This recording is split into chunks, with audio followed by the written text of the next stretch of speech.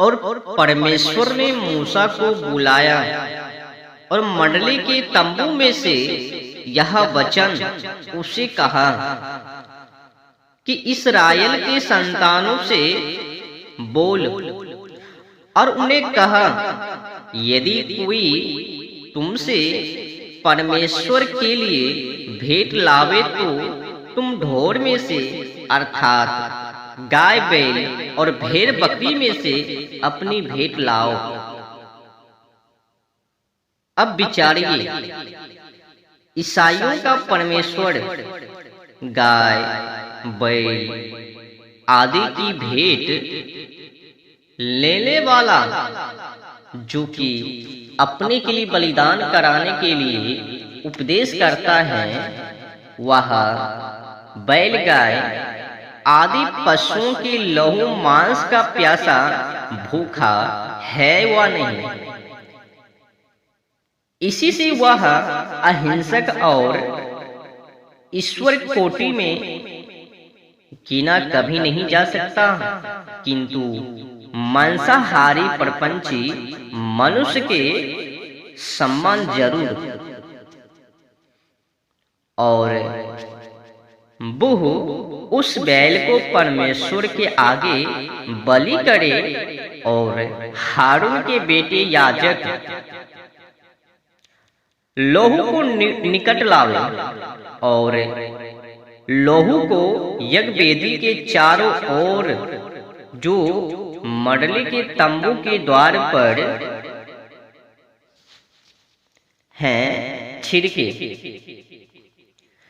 तब वो उस भेंट के बलिदान की खाल निकाले और उसे टुकड़ा टुकड़ा करे और हारून के बेटे याजक यज्ञवेदी पर आग रखे और उस पर लकड़ी चुने और हारून के बेटे याजक उसके टुकड़ों को और सिर और चिकनाई को उन लकड़ियों पर जो यज्ञवेदी की आग पर हैं विधि से धरे, जिससे बलिदान की भेंट होवे, जो आग से परमेश्वर के सुगंध के लिए भेंट किया गया। समीक्षक साहेब, जरा विचारिए, तनिक विचारिए कि बैल को परमेश्वर के आगे उसके भक्त मारे और वह मरवावे और लोहू को चारों ओर छिड़के अग्नि में होम करे, ईश्वर सुगंध लेवे, भला या कसाईयों के घर से कुछ कमती लीला है? इसी से न बाइबिल ईश्वरकृत और न वह जंगली मनुष्य के सदृश लीलाधारी ईश्वर हो सकता है।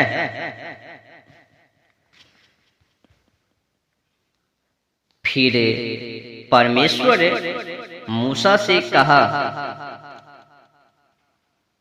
या कह के बोला कि यदि वो अभिषेक किया हुआ याजक लोगों के पाप के समान पाप करे, तो वह अपने पाप के कारण जो उसने किया है, अपने पाप की भेंट के लिए निष्खोट एक बछिया परमेश्वर के लिए लावे और बछिया के सिर पर अपना हाथ रखे और बछिया को परमेश्वर के आगे बलि करे।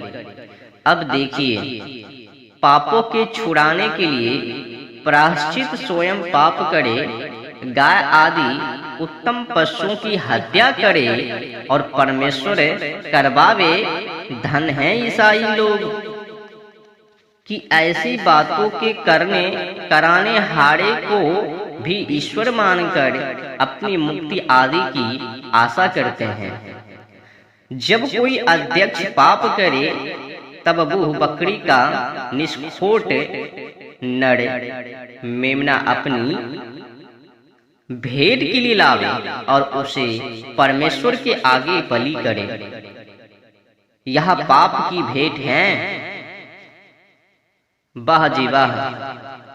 वह यदि ऐसा है तो इनके अध्यक्ष अर्थात न्यायाधीश तथा सेनापति आदि पाप करने से क्यों डरते होगे?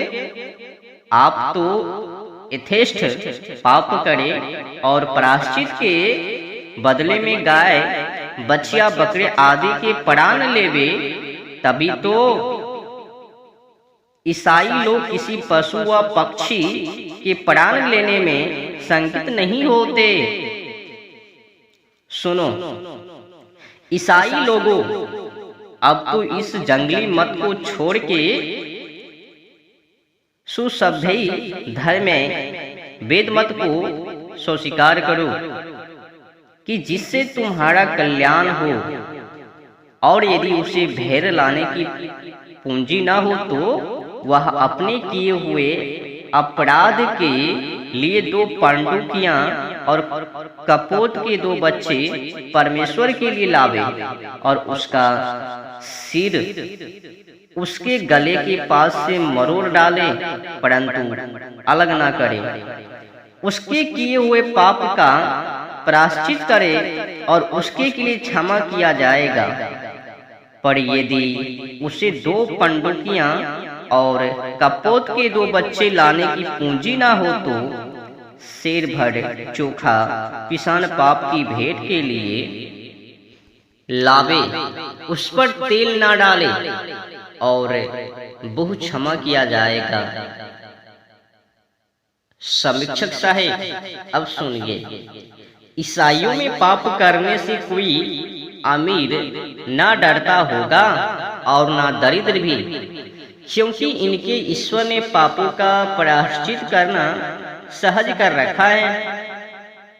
एक यह बात ईसाइयों की बाइबल में बड़ी अद्भुत है कि बिना कष्ट किए पाप से पाप छूट जाए, क्योंकि एक तो पाप किया और दूसरे जीवों की हिंसा की और खूब आनंद से मांस खाया और पाप भी छूट गया।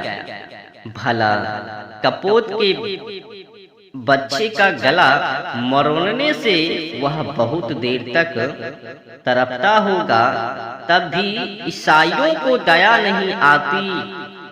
जल्लाद भरी क्रूरता विभाड़, एक कपोत के बच्चे पंडुकियां, दया क्यों कर आवे? इनके ईश्वर का उपदेश ही हिंसा करने का है ना। और जब सब पापों का ऐसा प्रायश्चित है तो ईसा के विश्वास से पाप छूट जाता है। यह बड़ा आडंबर क्यों करते हैं? सो उसी बलिदान की खाल उसी याजक की होगी जिसने उसे चढ़ाया, और समस्त भोजन की भेंट जो तंदूर में पकाई जावे और सब जो कहारी में अथवा तावे पर जो उसी याजक की होगी।